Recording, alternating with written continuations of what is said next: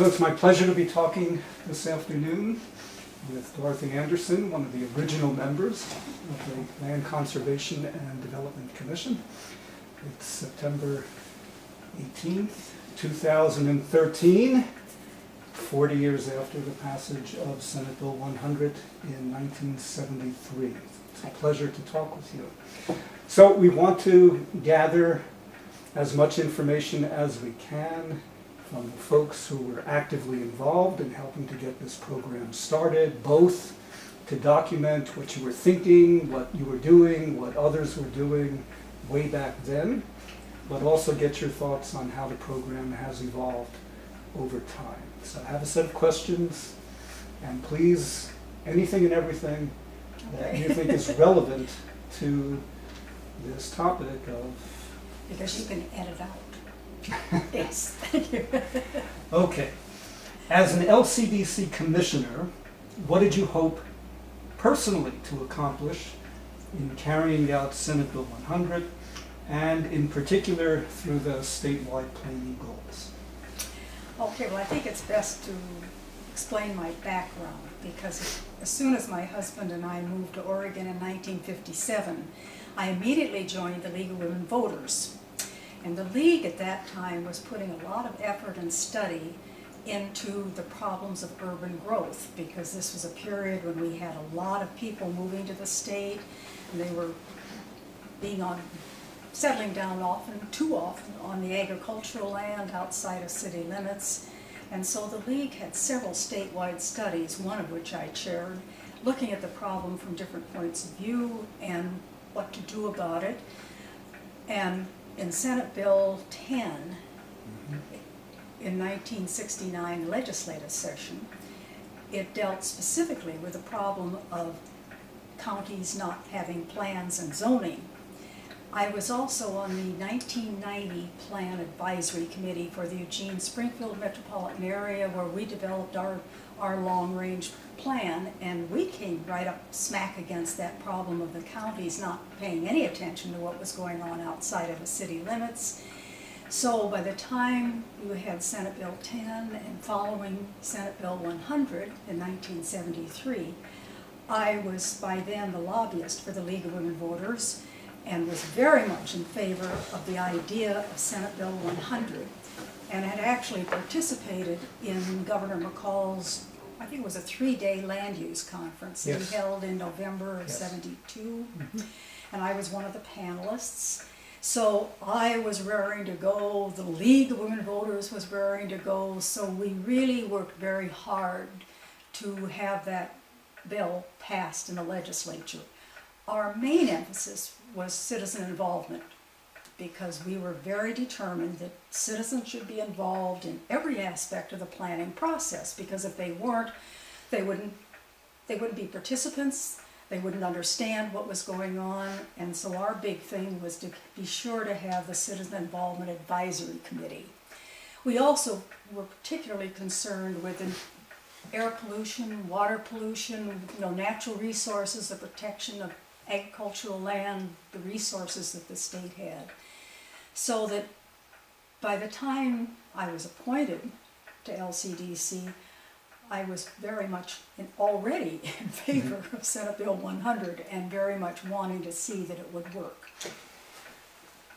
Could you tell us a little more about your experiences working for the passage of Senate Bill 100, testifying to legislative committees during the course of deliberations on Senate Bill 100? It was a slog, I know that. And as the League lobbyist, I had to go to Salem 3 and 4 days a week during that session, commuting back and forth.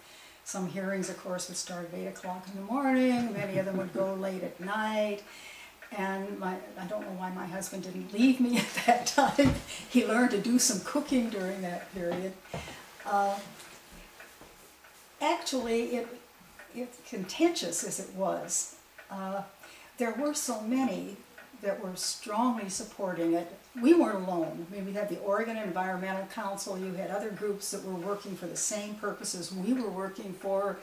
So we had colleagues, and I think there was a sense of, yeah, it was going to be a hard fight, but we were all together And we had friends also in the legislature, like, Ted Halleck, and of course Hector McPherson, and we had enough of them that we felt we could, with a proper, I should have definitely mentioned Nancy Fadley, because she was a friend from way back.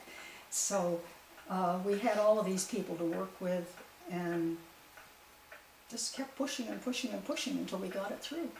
Could you say a little bit more about what influenced you with regard to public involvement, its importance, and some of the other issues that you mentioned?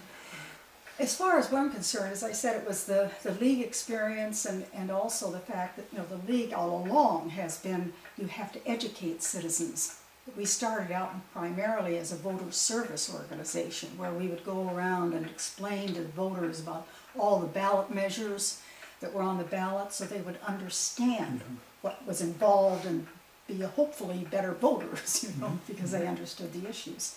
And I think that just carried over into what we were trying to do with the land use and citizen involvement. And I will say there was one other thing. In those days, it was rare to find planning commissions, not only here locally, but all over the state, that were totally dominated by the real estate developer interests. They were not well balanced at all. And of course, that was one of the other bills that passed in '73, which was to limit the number of people on a planning commission from one particular area, so that you had a better cross-section of interests. So that was another thing that was going on. Okay. Does that help? Yes, it does. So now you're on the commission. Now what? You're on the commission now. Yes, okay, now I'm on the commission. And then you want me to start talking about what we did, or? What did you personally want to accomplish as a commissioner and accomplish through the statewide planning goals? Well, of course, the main thing is I wanted to make the bill work, and of course, from my perspective and also the league's perspective, as I said, we were particularly interested in the natural resources and protecting the natural resources from improper development. That also was backed up by my experience on the Plan Advisory Committee down here, because we had a lot of people who were fighting what we were trying to do, because they were more interested in being able to develop their land however they wanted to develop it, and they didn't really want to pay attention to some of the natural resources. So that was really my prime interest, was to see that you used what I would call common sense, but some people would argue with that probably, that you would be very careful in making your land use decisions so that they would be efficient and protective of the natural resources that could be irrevocably damaged if they were used improperly. And I think that was really my main focus on the commission. And if you want to get on to the question of anything in particular, the goals I thought worked out, except for one. There was one goal that I was very sorry that was not adopted, and that was a shorelands goal. And this is an example of what I was concerned about. When my husband and I moved to Oregon, we actually came, sight unseen, down the Mackenzie Highway. We'd come from eastern Nebraska. I mean, you had the muddy Missouri, you had the flat Platte, and we were just blown away by this absolutely magnificent river. And almost every summer, we would either hike or camp or fish many times along the Mackenzie River. Then we discovered that there were all of these people, most of which were from California, who were building lots, building houses right down on the river, and unfortunately not always using it wisely, because too often, many of them would just tear out all of the existing riparian vegetation and very carefully put green lawns all the way down to the river. And we thought, why did they want to move there if that's what they were going to do? So when we got to doing the goals, Steve Shell and I shared the common interest in pushing for that, but we couldn't budget. We tried very hard. We had one other commissioner who was on our side, but then the rest, I think, thought it would just make it too controversial because so many people wanted to live on the water, either around a lake or along the ocean shore or along river shores. And we had enough problems with people fighting us, trying to repeal Senate Bill 100. And I think the majority of the commission felt that would just be taking on one too many. But I look back on it still and say that was a mistake. We should have done it. Because we've had to pay a lot more now to try to correct the problems that caused in the past, particularly on the Mackenzie River. So that was one. By the way, something else, I was on the eWeb board. This is why when you get to the point of asking me about what LCDC is doing now, I've really been pretty much out of it for the past 20 to 25 years, because in 1990 I went on the Gene Water and Electric Board, and that meant that we put a lot of attention into what was happening on the Mackenzie River, because that's the water supply for Eugene. And in fact, very soon after I went on the board, we created the Mackenzie River Watershed Council. And that is the first time we really began to get a handle on the development that was still taking place and had taken place on the river, to try to get people and educate them to why they needed to protect the river and not take down riparian vegetation. It was still a fight. It was still a fight. But we've at least made some progress now. I'm just sorry it took so long to do it. Anything more about Goal 1, which was a major concern of yours? Well, it was an extremely successful program at first, because that was one of the first two things. Our first meeting that we had after we'd been appointed, we had to meet in the governor's office, because we had no office of our own, we had no director, the only staff we had was borrowed from other agencies. So the first thing we had to do was get a director. The second thing we decided to do, when we were faced with this deadline of having to get the goals completed by December of the following year, 1974, was we had to get that Citizen Involvement Advisory Committee going. And it was a marvelous group, an absolutely marvelous group. They worked very, very hard on it, and they helped design the program that we had, which was going out into, as you know, you well know, we had all of these meetings all over the state. And one of the points that I was really impressed by is that everybody agreed that instead of going out with a list of goals, you know, what do you think about this, what do you think about this list, we went out with a totally open mind. We went into these communities, 28 of them in the first round, and we met with these public meetings, and they had a piece of paper in front of them. And the piece of paper had several questions. We had the table, there were 6 to 8 at a table. At every table there was at least one commissioner, one Citizen Involvement Advisory Committee member, or a staff member to sort of keep the discussion going. The questions were, what do you like about your area? What do you want to protect in your area? What don't you like? What are you concerned about? What do you want to protect? Somehow have a change made? And then also, what do you like about the rest of the state, or are concerned about the rest of the state? Are there any areas of statewide concern, sort of thing? And that was the start of the goals. So we didn't come with preconceived notions. I know what we kind of hoped they would do, but we let it come from them. And actually, it was the first round. When we went the second round and in the fall to another 28 communities, generally it was not there yet. You know, you've got some more work to do. But we were able to salvage much as we could of the original list, and then we added on to it, and finally, because the legislature was causing us so much problem, they were trying to starve us to death. They wouldn't give us any money, and we had to keep getting it doled out from the emergency board. We finally said, or actually it was L.B. Day who said, look, he was the consummate politician. He said, look, in Senate Bill 10 in 1969, they had a list of goals that the counties were supposed to look at. And he said, that's a pretty good list of goals.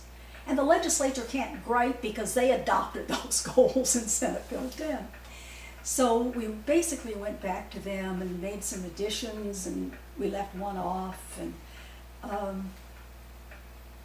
think pretty much they were the list of goals. We were able, through them, to incorporate the concepts that we had gotten from the people that originally, the ideas and concepts they had. And so those were the goals that were adopted. What were relationships like among the commissioners during that goal development process? Oh, it was great. With one possible exception, everybody dove in. And the possible exception was Al Bullier, but it wasn't because of lack of interest. He was interested, but after all, he was running this commercial real estate business. He didn't have much free time. Well, that took a lot of time. And Steve Shell also had problems going to many of the meetings because he was a young attorney and he had to work. He didn't have the flexibility that some of the rest of us had. But everybody was supportive. Everybody worked hard, went to so many meetings. We had a lot of meetings in addition to the hearings in working to develop these goals. And there was just so much enthusiasm. It was a wonderful experience. Even though we came, from different backgrounds, Jim Smart, who was the farmer, couldn't have been a better person on the commission. Even though he made clear that he was the farmer, that was his expertise, and so whenever we get to an agricultural issue, he was the one we turned to, and he would explain the problems, and sometimes he didn't agree with some farmers. His attitude was very strongly that you had to preserve that land for agricultural use, and that some of the excuses farmers had were saying, well, we can break off here, we break off there. He said, no, don't do that, don't do that, don't do that. And then yet, when we came to other issues, he was present, he participated, but he didn't push, because he said, I don't know enough about that, these other areas. So he was probably the consummate commissioner in that sense, that he only really pushed because he knew what was going on. He really understood agriculture. I don't know what else to say. Did you and your colleagues have a sense that you were doing something special? Oh yes. And what was that like? We used to keep talking about how we had to work hard to do a good job, because here we were creating not only a new agency from scratch, but also a totally new program that was being experimented with, the whole country, all over the country. You had different states getting into the need for state land use. But of course, in our case, we went off in a different direction, because most of the other states that were working in this area had everything coming from the state level. The state was to see that this was done. The state was in charge, not the local governments. We would give the state the law or the goals or whatever, and then the local governments were to implement them. And they didn't give much power to the local governments in those cases. And I think that really was the secret. Again, that was L.B. Day and his consummate politician. He knew what was going on. And he said, you'll never get it passed, it'll never work unless you have the local governments feel that they are in charge. So. Okay. You mentioned disappointment that we didn't get a shorelands goal during the early period. Were there any other topics, issues that you think should have been reflected in the goal? There was another topic that a lot of people pushed, and I was sympathetic, and that was carrying capacity. That was one that a lot of people were pushing for. But it was one that you know, you couldn't really get a handle on in the same way that you could the other goals. It was sort of vaguer and not as specific, and it was very controversial with many of the interests involved. So it got dropped. I think it ended up being considered after all, just in the whole program. I think you had a sense of carrying capacity. So I don't look on that as being as necessary as shorelands, but that's my bias. Okay. The goal adoption process engaged a broad range of interest groups, public, nonprofit, and private organizations, state agencies, local governments, and citizen land use activists. Which specific ones do you think were most influential and were effective in shaping the goals that LCDC adopted? You know, this is kind of a hard one. I think I'm going to start with the one that surprised me, and that was the state agencies. I had naively thought that the state agencies would be willing and eager to come in and contribute to the process, not the goal-making process, because they had their own areas of expertise. They must have had frustrations, but in almost every case, they just wished we'd go away. Turf wars. Wow. Because the Senate Bill 100 gave LCDC the responsibility for seeing that all state agencies coordinated their efforts with these goals that we were to adopt. And some of them, like the economic department, I mean, they were just outright enemies. Others were just, we just won't participate. We just go away. We really don't want to be involved with you. You had a couple that were very helpful. One of them was ODOT, the Department of Transportation, particularly the Parks Division. They were enthusiastically in support of what we were doing. And also the Fish and Wildlife people. I don't know about the commission itself, but certainly the staff was very enthusiastic and helpful in developing the program. Dog-AMI was too. Dog-AMI would cooperate, but generally it was just stay away. Actually, the Department of Forestry was another problem because they didn't want anyone interfering with their Forest Practices Act. And I think they recognized that if some of these goals might interfere with what they thought the forest industry needed, freedom to do anything they wanted, to cut trees, you know, sort of thing. And that remained a problem all through my experience. This whole 6 years I was on the commission, the Forest Practices Act was a pain. And recently I was reading, I don't remember where it was now, there was a little article in the paper about some problem with the Forest Practices Act someplace in Oregon. So I don't know if it's ever been solved. But. And how about private, nonprofit organizations that were involved? Oh, yes, I'm sorry, I focused too much on the state agencies, No, that's excuse fine. me.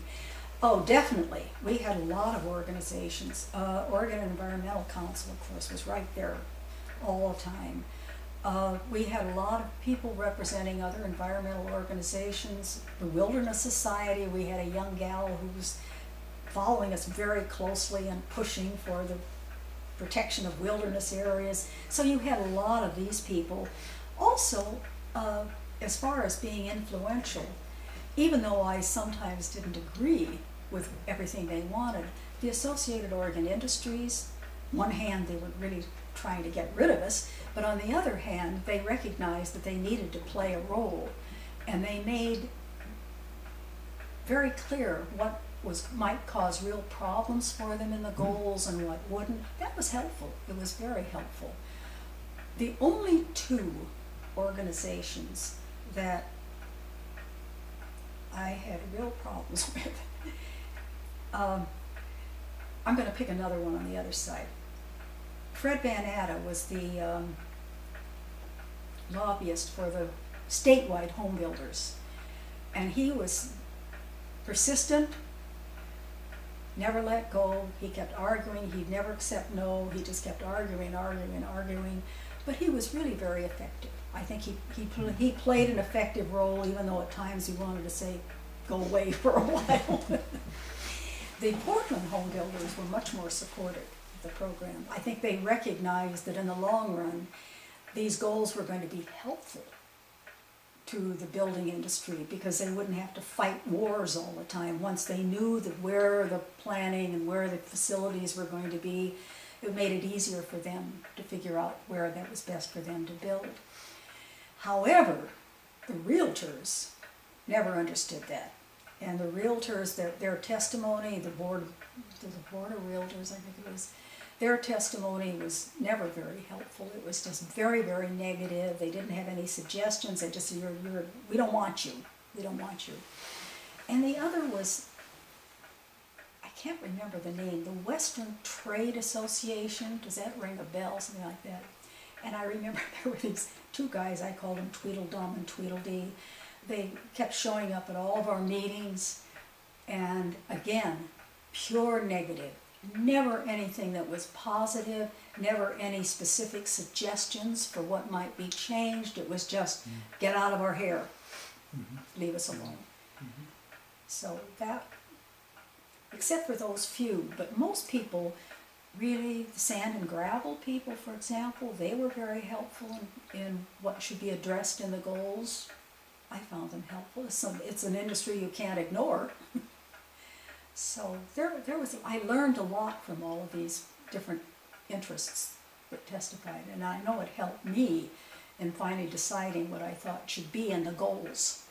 So, How about the local governments? how about that? The local governments, counties, the cities.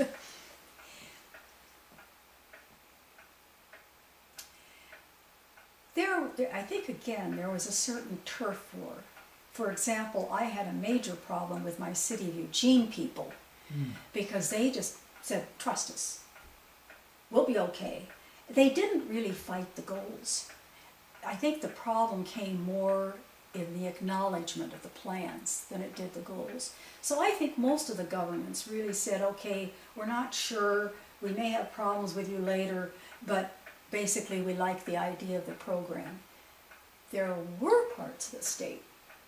The Willamette Valley was pretty supportive of it. But you got on the coast, and of course the coast was busily trying to develop its coastal plan with the Oregon Coastal Conservation and Development Commission. And they had their own ideas about what they thought should be done on the coast, but they just said, well, our plan will take care of what we want. So during the goal process, they were so busy with their own plan that we knew that they didn't like us. Particularly Florence and Coos Bay and Curry County and Lincoln County. But they weren't that much of a problem in the goal process. The ones that were really a pain in the what you know was Klamath County and Klamath Falls.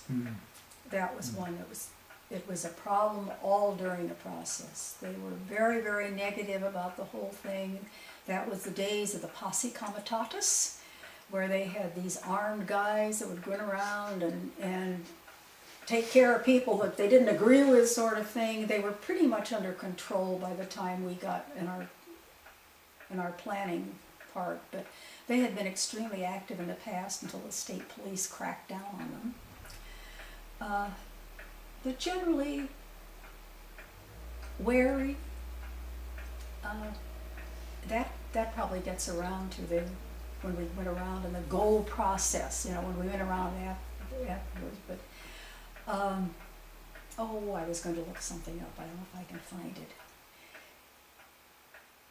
Lakeview was wonderful because Lakeview, I don't know if you've been told this or not, and I found something and I meant to hunt it up for you and I didn't have time this morning.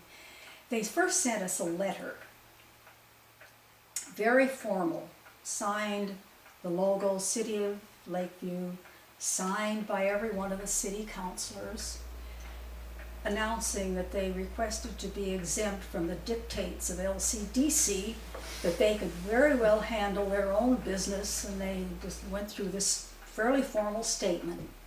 And then attached to it was this wonderful, wonderful drawing. Have you heard about this one? That's why I'll see afterwards if I can find it. It was this owl coming down on a mouse, and at the foot was this mouse.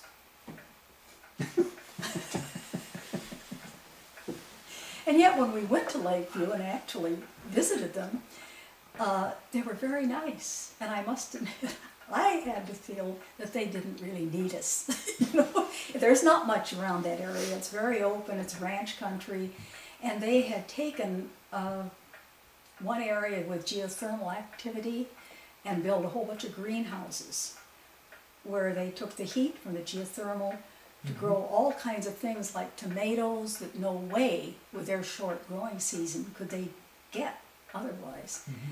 And then they were very polite. They took us to dinner, and they actually had a wonderful restaurant in Lakeview. I was surprised. I didn't expect it. And then the next morning, after a somewhat contentious public meeting, it was orderly, and they sent us off with a beautiful, delicious picnic brunch. So, you know, you never knew what was going to happen with the different cities, and mostly Eastern Oregon was willing to accept it. But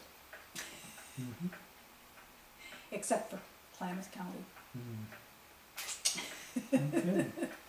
Based on Senate Bill 100, the statewide planning goals were drafted to express the state's policy interests in local land use planning. Do you believe LCDC acted correctly to ensure that those state objectives were carried out? Well, I've touched on that earlier. You know, when we started this citizen involvement program, I called it the Dog and Pony Show, which we started in the spring of '74. We called it Listen to the People, Listen to the Land. And to me, that was the best way of expressing the interests and what we hope to accomplish in Senate Bill 100, is that we really did go around, as I said. You know, we didn't come with any set proposal. We let things develop from the people that talked to us. I think that whole program really very successfully gave the people a chance to express their concerns. We tried to address as many as we could. Of course, there were conflicts, and some people would say you're not doing enough, you're not being tough enough, and other people say you're being too tough. So I think the compromise was really a very good one, and I think it's held up quite well. Any particular examples of that balancing process you want to say a little more about? Of the what? The balancing process. Not too tough, not tough enough. Well, of course, we discussed it quite a bit in the commission when we were going over these different proposals. We also had, I think, something that helped us quite a bit is, I think this was Steve Shell's idea. It was an excellent idea. For each goal to have a technical advisory committee, you talk about this in your book. A technical advisory committee made up of experts in whatever area the goal was, and they were to help word the goal and the guidelines, and paying attention to what they said really helped to me also to get a better feel for how the goal should be focused and how it should be addressed later. So I found them very helpful. And to me it was helpful in the balancing process, because you had people who really had no vested interest, generally, even though they were knowledgeable, but they weren't really pushing a point of view. But looking at it from a more objective point of view, that helped too. Also, so many of the people that testified, particularly from the opponents, were not really that knowledgeable. So many of them were coming from their own personal perspective, what they particularly wanted to, rather than trying to look at the whole picture. And so that, to me, was one of the big roles of those of us on the commission, because we had representatives from the different interests, is trying to balance those and trying to come to compromises that would do overall what we wanted done. So, that's all. So did commission members, staff people have some clear ideas about what are key statewide interests that were at stake here? And you paid a lot of attention to when you were trying to, again, reach a balanced judgment? I think the best way of addressing that is from my point of view, is that by the time we really got into the goals, we knew that there was so much opposition and that we really couldn't come down too hard on the state's interest. I think of course we had to, I mean, the goals were to express them, but we had to recognize that there were different situations in different parts of the state. And so we knew we were going to be faced with this problem of, well, you're faced like Lakeview, you're faced with very little problems there, while other areas had so many conflicting interests that there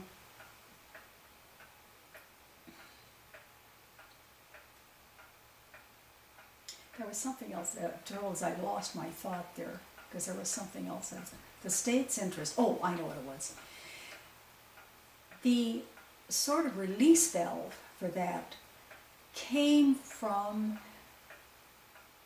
the questions that we asked about areas of statewide concern. And there were a number that were mentioned. And we struggled with that when we got to the end in the goal process. For example, some people wanted Metolius deer area. That was really popular in central and eastern Oregon. Everybody wanted the coast as an area of statewide concern. The Willamette Valley, the Columbia Gorge, those are others that I remember. Those were the biggies as far as that was concerned.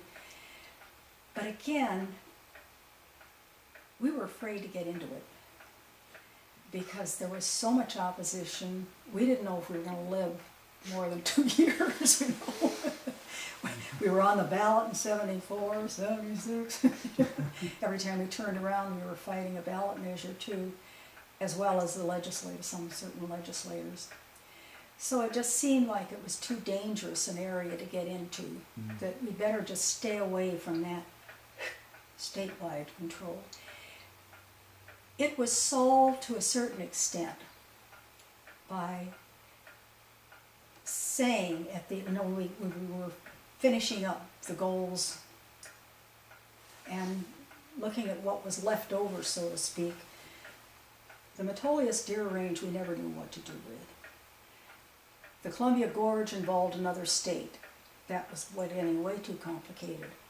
The Willamette Greenway, ODOT had not yet finished its Greenway plan, and so they hadn't given it to us yet. And so we said, we're going to deal with that through a goal, because we knew there was a lot of opposition to what ODOT had done. So we would deal with that next year. And also, hopefully next year, we would have the plan that the Coastal Commission had come up with. They had not finished it by 74, so we didn't really get it until 75. So we would finish that one up too, which of course was a dream, because by the time we got it, Federal Coastal Zone Management people were saying, it isn't going to work. So we had to put that off, but we dealt with them, as you know, for four separate goals that we did in 76. Right. But the others, except for that, we just seemed like too much to take on for the statewide area. By the way, I was interested, I noticed something else in the paper about some Metolius plan that is being considered for an area of statewide concern. It was. It is. It is. It's still going. Well, because I read this someplace and I don't know what happened. You know? No, it was adopted as an area of statewide concern. Wow. Oh, that's going to be fascinating to see how that works. Oh, that's great. How exciting. Okay, in 2014, it'll be 40 years since the original 14 goals were adopted. As a former commissioner, has the Oregon Planning Program over the past 4 decades fulfilled your expectations for it? I would start out by saying generally yes. There's always the problem of expectations and hopes. Expectations mean you have to be realistic about what can be accomplished, while the hopes you can get off into a little bit more of never, never land. So, as I said, with the shorelands goal, there are areas, and also citizen involvement.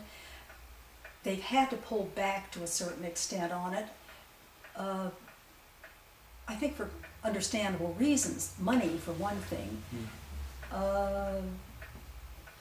They had so much more material that went out to local groups and local citizens about what the program was. The only way you can find out now is if you get online. You have to make the effort to do that. Except for that, you hardly know LCDC exists anymore, which is fine as long as the people are happy. But you have to wonder what would happen if somebody really tried to make an effort, a realistic effort, to destroy LCDC. I don't think that's going to happen, but it's going to be difficult getting the enthusiasm of the public, which we did have. We had developed a lot of enthusiasm. Having made that comment, I have to understand that for many reasons you couldn't keep up that level of focus on citizen involvement. Partially money reasons.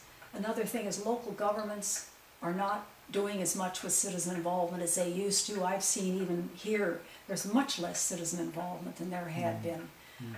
But again, it's because the cities are starving. They don't have the money to do it. So I can't criticize them. I can't criticize anybody. It's just an unfortunate fact of life. So I think those are the only two areas. And well, of course, also the fact that I wish the Forest Practices Act would be brought into shape. So you've talked a little bit about this already. Have the statewide planning goals struck the balance between state and local control that the commission intended back in 1974?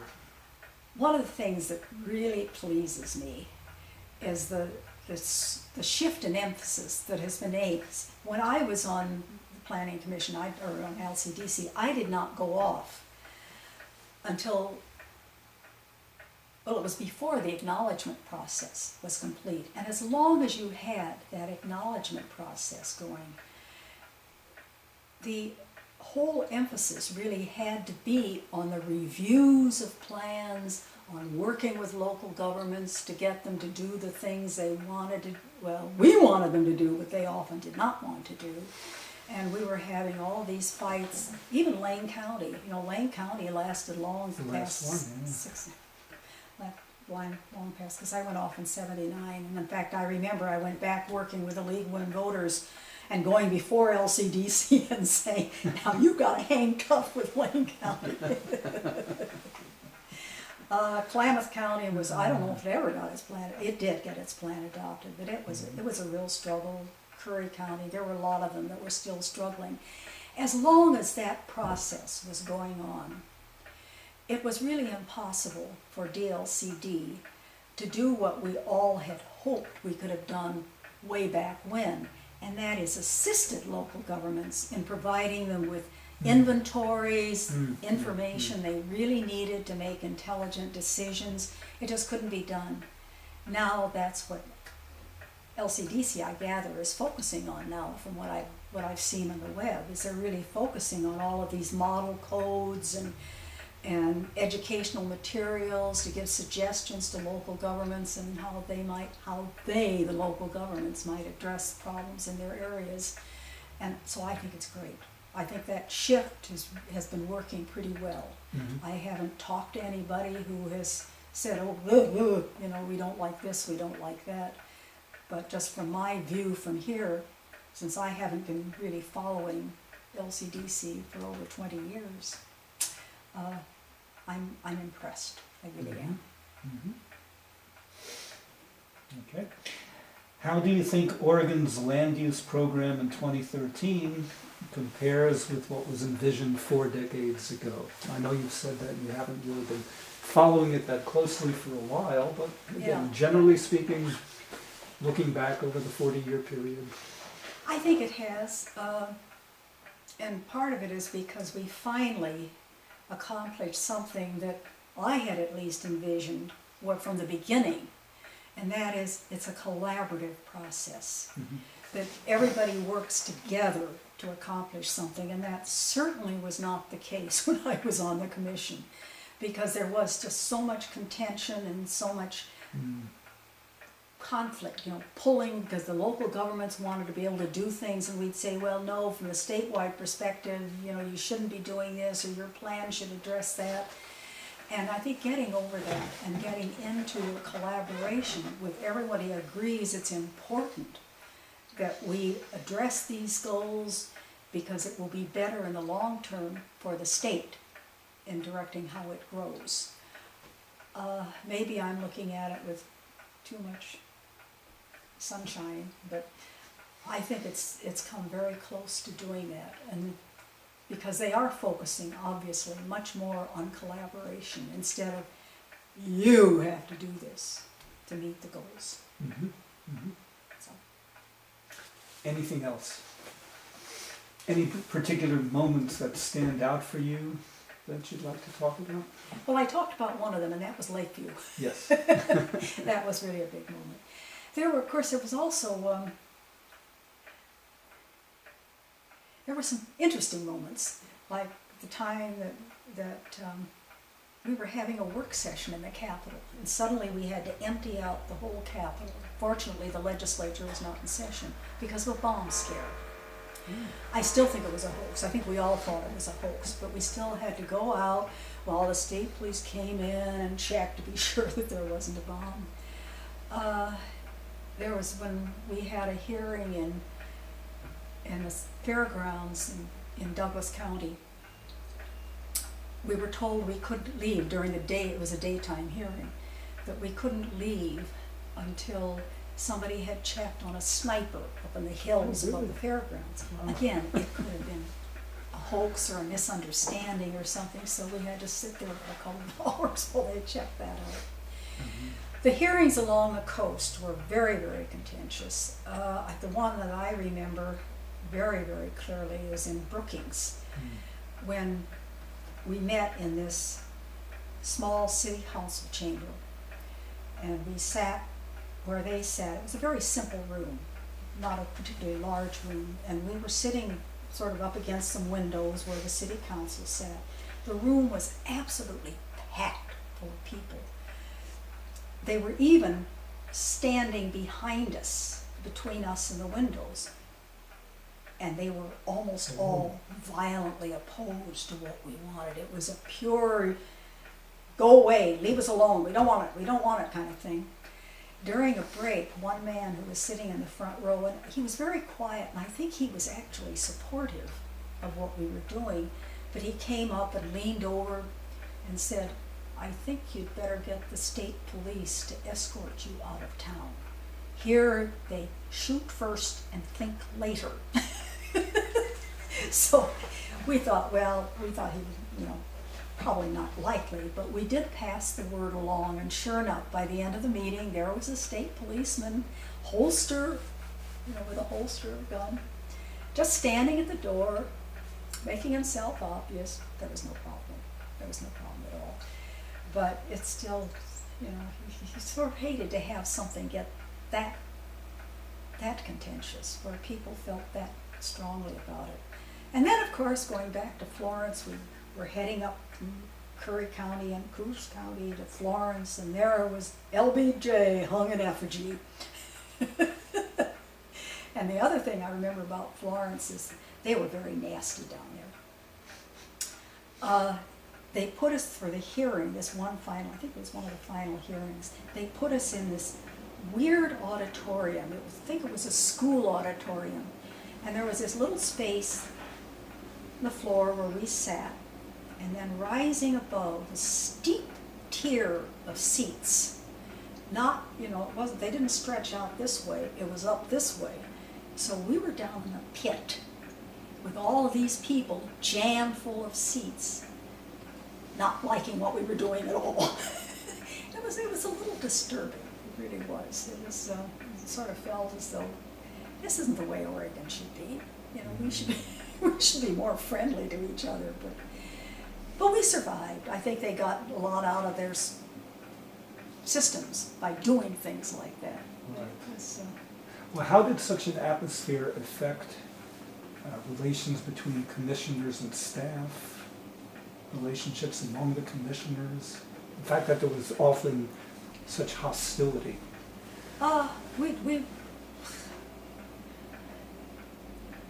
We just knew about it. We accepted it because we had gotten so much testimony anyway.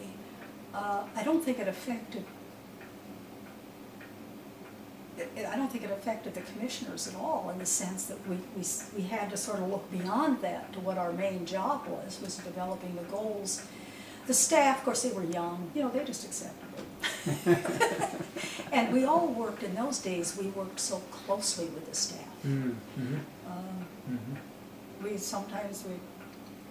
I'd go down to the coast with one of the staff members who was a field representative down on the coast, and so we'd travel back and forth together, and so we really got to know each other very well. We had an excellent relationship with the staff.